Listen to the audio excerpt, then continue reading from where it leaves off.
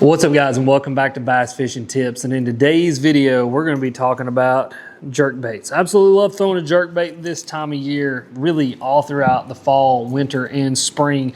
A jerk bait is such a deadly tool, but I think there are some mistakes that people make fishing a jerk bait. And so in today's video, we're going to talk about the 5 mistakes that I see a lot of anglers making, and even some mistakes that I've made myself that can keep you from catching fish on a jerkbait. And hopefully, once you figure out what these mistakes are, you can remedy them in your fishing experience and go out there and catch more fish on one of the most deadly baits in bass fishing, which is the jerkbait. And so without any further ado, let's get right into today's video. Let's start with mistake number 1, and that's fishing the jerkbait too fast. When we're talking about fall and winter fishing, especially cold water fishing, fishing at jerkbait too fast can be an absolute killer. And the reason for that is, as effective as a jerkbait is, and it is a reaction style bait, it's a power fishing bait, it's still a bait that is designed to suspend. And you know, when you have a suspending jerkbait, a lot of the times the magic of that bait is the fact that you can hover it and you can stall it in front of a fish's face. And the colder the water gets, the more hang time that I want that bait to have. And so, you know, there are times that I've seen with, you know, especially cold water jerkbait fishing, I'll let that jerkbait hang out there for 5, 10, 15, 20, even 30 seconds at a time, and then I'll jerk it again, and that's when I'll get that bite. Or that longer suspension will actually allow the fish time to come up, kind of inspect that bait, come up and just grab it and start swimming off with it. And you either feel them bite, or when you go to jerk it again, you've got that fish hooked, and you're going to be able to get those fish into the boat, the bank, or the kayak, or wherever you guys happen to be fishing. I mean, I've got a story about jerkbait fishing. It's one of my favorite jerkbait stories that I got, because it's one of the best jerkbait bites that I ever got on. And it was the dead of winter. It was 43-degree water. And I would throw that jerkbait out there, and I would pop that jerkbait, and I would literally start counting 1 Mississippi, 2 Mississippi, 3 Mississippi, 4 Mississippi, 5 Mississippi. And somewhere between 5 and 8 Mississippi, you would literally start watching the line swim sideways, and a bass had just eased up, grabbed that bait, and was swimming off with it. And I was able to put those fish into the boat. And it was because I was letting that jerkbait pause. I was letting it suspend. I was giving bass time to get a hold of that thing. And, you know, that was the key to getting those bass to actually bite and get them into the boat, bank, or kayak. And so slow down a little bit. The colder it gets, the more you want to slow down, and the more you want to really let that jerkbait hang out above those fish's head. If you guys want to really figure out like my technique for figuring out, you know, my cadence for fishing a jerkbait, I did a whole other jerkbait fishing video that I'll make sure and link down below in the pinned comment, as well as some of my favorite jerkbaits and my jerkbait fishing gear, so you guys can check it out. Now, mistake number 2 has everything to do with your fishing line. I think choosing the right fishing line is really important when it comes to jerkbait fishing. And for me, I want to use an 8 to 10 pound fluorocarbon fishing line. Now, the reason that I want to use that 8 to 10 pound and I want to use fluorocarbon is because a jerkbait, like a crankbait, reaches its maximum diving depth the smaller diameter line that you use it on. And realistically, the smaller the diameter of line, the deeper you can actually get these baits to go. But there's like a sweet middle ground between tensile strength and then obviously line diameter. And that 8 to 10 pound really is that sweet spot. For me, I lean more towards 10 pound fluorocarbon, because it's a small enough line diameter that when I'm jerking this jerkbait, it allows it to get down to that 4 to 5 foot diving range that I want it to be in, but also it's not too small that I'm breaking off fish when they bite. Because when you start fishing it on stuff like 15, 17, even 20 pound fluorocarbon, that line diameter is so thick that it doesn't allow this jerkbait to be able to get to its maximum diving depth, nor does it allow it to have the action that it needs to have. The thicker the line, the less action your bait is going to have as well. And so I think it's really important that even if you are, you know, only fishing with maybe 1 or 2 combos, if you're going to go out and you're going to fish a jerkbait on a given day, make sure that you dedicate one of those combos to a little bit smaller diameter line, so that you can get that bait to dive to its maximum diving depth and do exactly what it needs to do. And what's really cool is you can throw a jerkbait on a spinning rod. I know a lot of people who throw full-size 3-hook jerkbaits on the spinning rod because it's just easier for them to be able to use smaller line. They've got limited gear, and then once you get that fish hook, it's also just a great rod to have it on. More moderate, a little bit more bend in the rod. You can use your drag a hell of a lot better, and it's just able to fish that bait a lot more. But using that smaller diameter line is really the key to getting that thing to get down there to where it needs to be and being able to use it effectively and get the most action out of it. Now, mistake number 3 that I see a lot of people doing is jerking the jerkbait.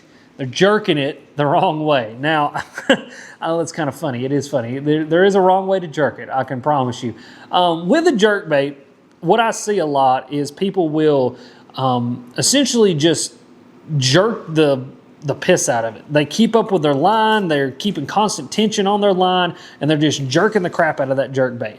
And while there is a scenario where that can work and that can get bites, the primary way to get the most out of your jerkbait is to pop the slack in your line. And so what that means is you want a little bit of slack in your line, and what you want to do is you want to take that slack out with your rod tip and with the jerk of your rod, and that slack being taken out of your line is what really makes this jerkbait dart side to side and kind of get that 180-degree turn that we're all looking for out of a jerkbait, and thus get those more reactionary style bites out of those fish. You know, the less slack you have in the line, the more tension you have on your line, a lot of times what will happen is that jerkbait actually won't dart back and forth. It'll simply just come straight through the water just like that, and you won't get that really awesome darting back and forth action that a jerkbait is known for and what really gets the bite. And so popping your slack is really, really important in doing that. Now, another thing that I see people doing along the same vein is either jerking it not hard enough or way too hard. This is just a topic. I should have thought about this one before we wrote this one down. But, you know, a lot of people you'll see, they'll fish a jerkbait and they just, they just barely want to pop it. And what happens is a lot of jerkbaits, depending on the brand, they want to be worked really, really hard. They want to be jerked hard. And like this is a Vision 110 by Megabass. This is a really cool jerkbait because you can really work it hard, and it likes to be worked hard to get it to move back and forth. And so you want to just jerk the slack and pop that slack in that line with a pretty consistent jerk, not overworking it all the way across your body, but also not just doing those little micro twitches. And a lot of people get like the big exaggerated jerk from Kevin Van Dam. Now, Kevin Van Dam obviously knows what he's doing. He's like a jerkbait fishing master. He's one of the greatest, if not the greatest fisherman to ever live. And so I'm not saying that dude doesn't know what he's doing.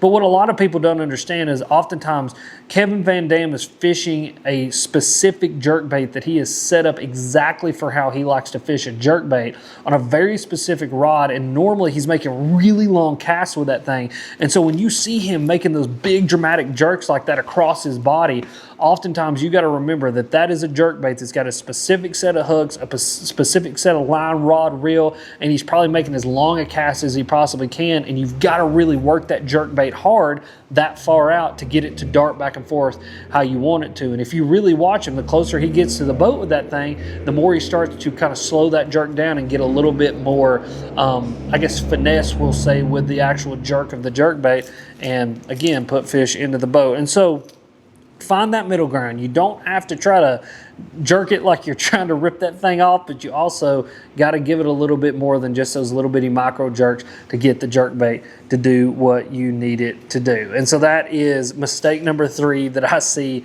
everybody making, and we will never recover that topic on this channel again. Now, mistake number 4 that I see a lot of people making is not tuning their jerkbait. Now, what I mean about tuning their jerkbait, it's not like tuning a crankbait.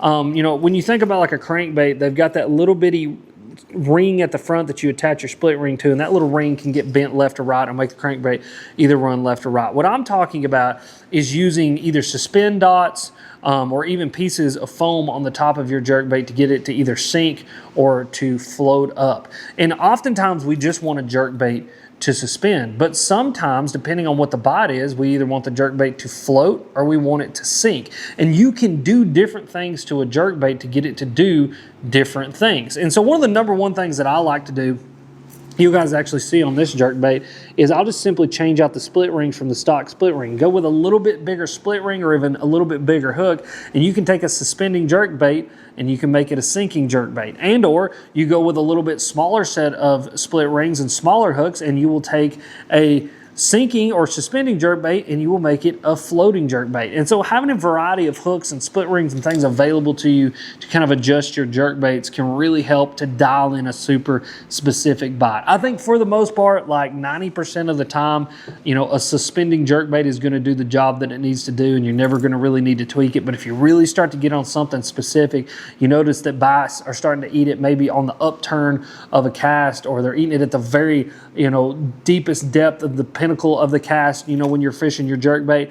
Maybe throwing on a different set of split rings to make it sink a little bit down there to get it just a little bit deeper can help you guys to catch a few more fish. But really tuning that jerkbait in can be something that can make a jerkbait bite go from good to great, and it's something that I play around with quite a bit. And like I said, even on this bait, you guys can see switching out the split rings to a little bit different split ring so this thing sinks ever so slightly. Now, mistake number 5 that I see with people is that they think a jerkbait is a clear water bait only, and that is not true at all. I cannot tell you how many bass that I have caught on a jerkbait in stain to even what many people would consider dirty water. A jerkbait is such an awesome tool across the board because it is one of the most violent reaction baits that we have in our box. Like when you think the variety of reaction baits, a jerkbait is probably one of the most violent ones. I mean, you're jerking it back and forth. It's got a violent cutting action back and forth. It's got a bunch of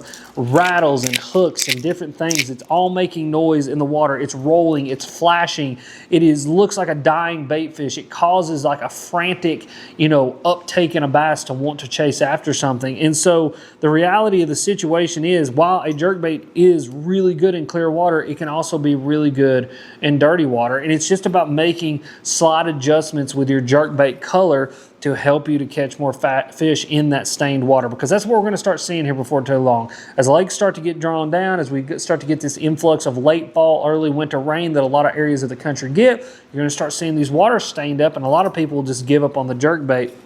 But what I like to do is whenever I'm fishing a jerkbait in stained water, there's really 3 colors that I like to focus in on. Number 1 is going to be some opaque color. As you guys can see, that's like a solid white jerkbait. So something that has a solid paint job on it. So as you guys can see here, this is more like of a translucent bait. You guys can see if you hold it up to the light shines through it. That isn't going to do as well in dirty water. You want something with a more solid paint job because it creates a more solid profile. And so having those more opaque colors can be really, really good, especially on cloudy days. Cloudy, dirty water, the opaque colors absolutely kill it. The next one is going to be some sort of bright chrome. As you guys can see here, this is like a chrome clown color. And this thing has been absolutely chewed. And this bait was actually one of my favorite ones to fish in dirty water when the sun's shining. So when you got a ton of light penetration, that chrome color is going to help to reflect and refract light, really throw a whole ton of light in that dirtier water on those sunny days and help you to get some bites. But as you guys can see, really bright, but also you got that chrome shine while still having that solid profile, no translucence to that bait, which can really hurt in dirty water. And then if you're dealing with really, really dirty water, that's when I'm going to pick up something specialty like the Blaze. This is a Berkley Stunna 112+1 in Blaze, one of my favorite colors in a crankbait. But I have found either super clear, you know, deep water, this thing can do really, really good, or super, super stained like dirty water. That really, really bright color helps to contrast that dirty water. You guys can still get a bite on a jerkbait. But those are the 5 mistakes that I see a lot of people making with jerkbaits. I want to clear up for you guys to help you to go out there and catch more fish on a jerkbait. If you guys enjoyed this video, click this video that's popping up right here.